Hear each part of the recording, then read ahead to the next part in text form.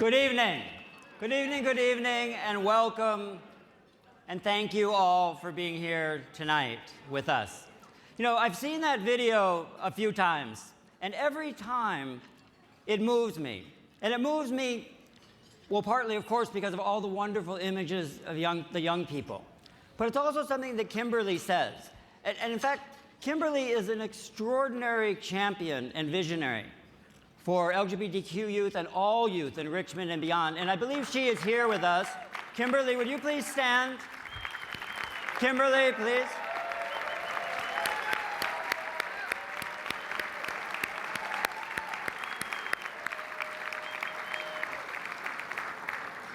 And what you said in the video, what Kimberly says in the video that really touches me, is that Horizons took a leap of faith with Rise, because that is the exact thing that so many of us are proudest of this foundation for, that we will take risks for our community that others won't. And scores of LGBTQ nonprofit organizations have received their very first grants from Horizons Foundation. And with most of those, just as with Rise, it's not just one grant that we make, but it's multiple times over the years. So with Rise, we've had the great privilege of helping them to grow from their very beginnings into a powerful force for young people in Richmond and the surrounding areas, and a group that is now celebrating its 10th anniversary year. Now this year, 2019, brings us to another anniversary. This time it is a 50th anniversary. Now 50 years of time travel will take us back to the year 1969. Now, 1969 found my family moving back to Chicago after a few years out on the East Coast. And it found me, at least the 8-year-old version of myself, pondering some of life's really deepest questions. Like, would I ever have any friends again? Would Illinois have any nice teachers? Could the Cubs possibly be as cool as the Yankees? And while I was busy worrying my 8-year-old worries, strife and struggle were ripping the country. It was just a year since the assassinations of the Reverend Dr. Martin Luther King Jr. and Robert F. Kennedy. The movements for African American civil rights and women's liberation were rocking America. A human being set foot on the moon. There was Woodstock. And then there was Stonewall. And then there was Stonewall. Now, many of us know that the Stonewall riots were not the first time that LGBTQ people, that we stood up for ourselves. With the riots at Compton's Cafeteria, just a few blocks west of here, in the Tenderloin being just one example of that. And yet, Stonewall was different. Stonewall has a unique place. Stonewall has this singular cultural resonance that no other event in LGBTQ history has ever had. And so it is entirely proper that on this 50th anniversary that we recall those who stood up, those who rebelled, those who had both everything and nothing to lose, and yet they stood up against a vicious society in the face of police brutality. They stood up and they shouted, "No more." And they breathed. When those people went into the streets, what they did was that they breathed on the tiny sparks lit by 1,000 queer rebellions along the way, along the decades and even the centuries before. They blew on those sparks, and a new fire appeared. And the winds of history took those sparks all around the world. And now, 50 years later, we have reason to marvel, especially as we're here in this grand ballroom together. We have reason to marvel at all that has changed, at all that we have changed. The other day, I had the immense privilege of celebrating with someone who has given a great deal to Horizons, celebrating with them the day that they received their new birth certificate, which attested to the fact that they were not forever imprisoned by the gender assigned to them at birth, but that proclaimed with the weight of government the gender of their being.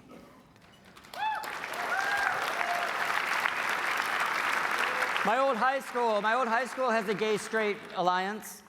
Our nieces and nephews can't imagine why it would be an issue to be LGBTQ. And in case you haven't been paying attention, an openly gay man is running competitively for President of the United States.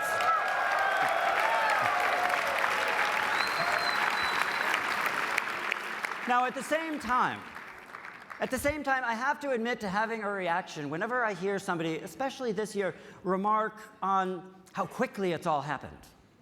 Well, of course, in a sense, you could say that that's true. But 50 years is not a short time.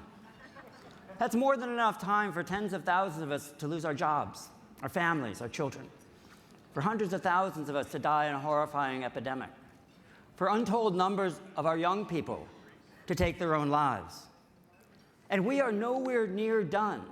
In fact, in just 3 days' time, this Tuesday, the US Supreme Court, an ideologically alarming US Supreme Court, I might say, will be hearing the Bostock and the Zarda cases, which will have profound and sweeping implications for how we can protect ourselves or not against discrimination from coast to coast. And with this court, there is no way of telling where that is going to come out. And we are nowhere near done in this country either. Today, in fact, we live at a time when violence itself just doesn't seem that far away. Now, let me be clear. For some in this country, violence has never been that distant. And yet it seems ever more present. We see the mass shootings in places like from Virginia Beach to Dayton to Gilroy.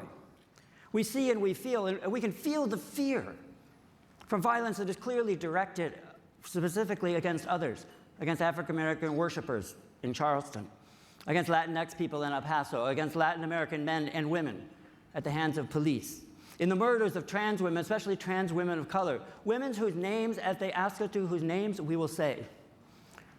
Women like Taha de Jesus, Malaysia Booker, Paris Cameron, and scores more in cities and towns all across the country.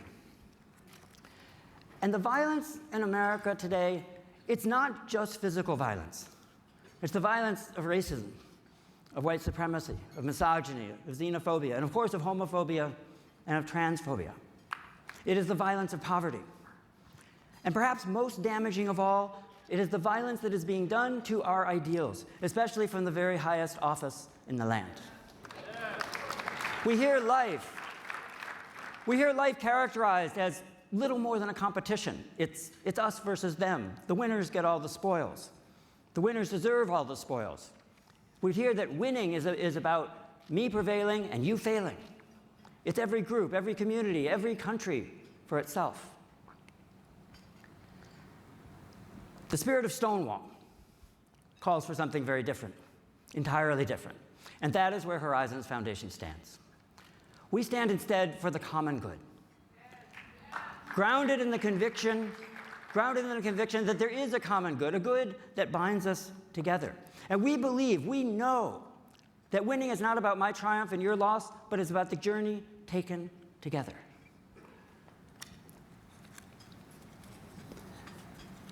And we root this conviction not in some saccharine assumption that we're all the same, because we're not. And in fact, our very diversity as a community is truly one of our greatest glories.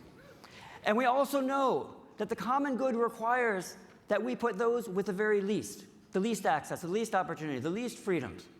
We put them in the very first priority.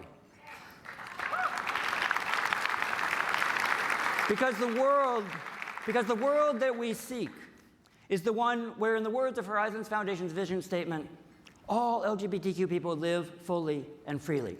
And we know deep down that the only common good worth fighting for is the one that is for all of us. And that common good becomes nothing more than an empty slogan, really an oxymoron, if we leave anyone behind.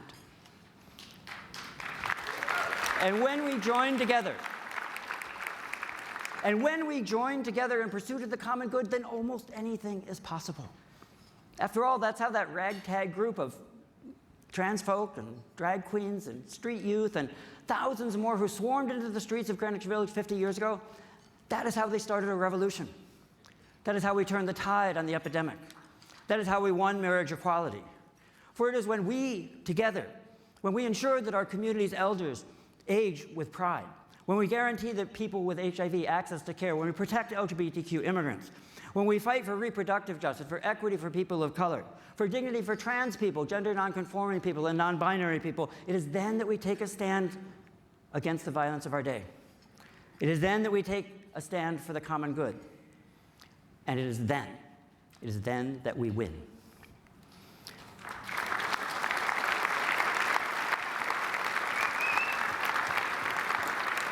And that is what Horizons Foundation has been all about for 39 years. Yes, I just said 39 years.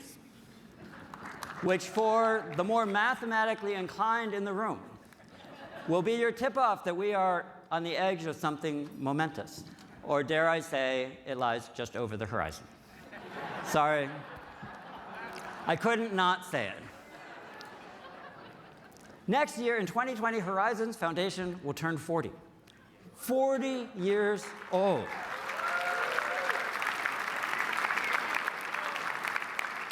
And as the world's first LGBTQ community foundation, we will have a year of celebrations to mark 40 years of firsts, 40 years of grant making, literally tens of millions of dollars going out to our community, 40 years of investing in groups like RISE, 40 years of community and innovation, 40 years of vision and compassion, 40 years of monumental dedication by thousands and thousands of people committed to creating something that the world had never seen before. A community foundation that is of us, that is by us, and that is for us, now and forever.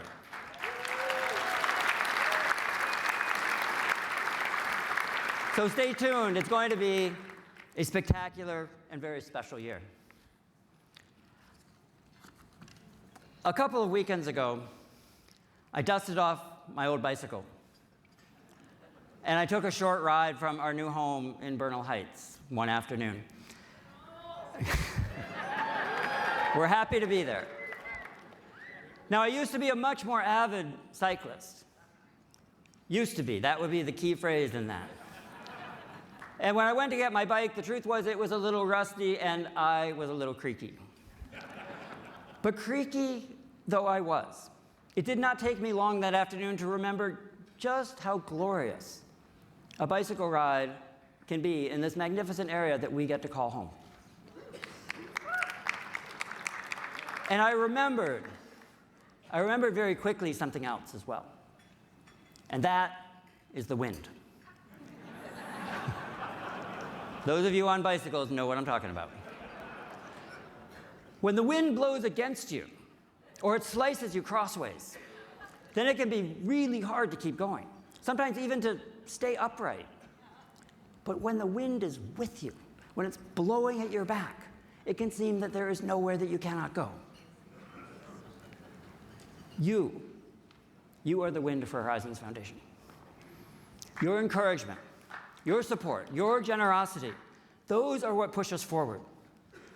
Without the wind at our back, without you, Horizons would not have reached this near milestone of 39 years. Because of you, we were able to make more than $4 million in grants just last year alone. Grants for immigrant queer youth in Napa, gay men in Oakland, trans activists on Mission Street, lesbian elders in Concord, Latinx artists in San Jose, and scores more. Because of you, Horizons helped hundreds of organizations all across the country through Give Out Day, as Francisco shared with you before. And because of you, because we have the wind at our backs, we have moved steadily. We have made dramatic progress toward the Foundation's unprecedented goal, our historic goal of identifying at least $100 million in legacy gift commitments for our community. Funds that will transform our community. Funds that will ensure that we have the power to address whatever challenge it is that the future holds. Gifts to ensure that the true promise, the full promise, the great promise of Stonewall becomes reality for generations and generations to come.